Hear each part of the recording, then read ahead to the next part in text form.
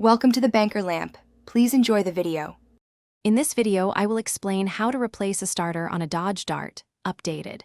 Start by disconnecting the negative battery cable and setting the parking brake. Lift the front of the car and secure it on jack stands, then remove the splash shield for access.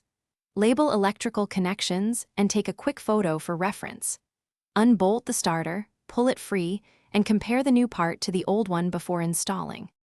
Begin removal by supporting the starter with one hand while loosening the mounting bolts with a ratchet and appropriate socket. Carefully wiggle the starter free, watching for any caught wires or obstructions.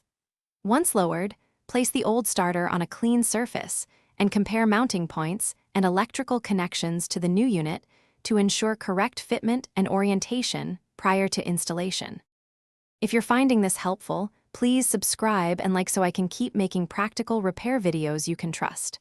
Quick recommendation: life is too short for cheap socks. Go darn tough with a lifetime warranty. They keep your feet happy while you work under the car. Check the description for the link and other deals and grab a pair if you want. Now let's get back to the video. Fit the new starter into place and start both mounting bolts by hand to avoid cross-threading, then tighten them to the manufacturer's torque spec.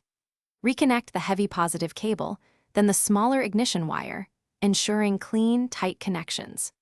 Reinstall any removed covers or shields, lower the vehicle off jack stands, reconnect the battery negative, and crank the engine to verify proper engagement and no unusual noises or smoke.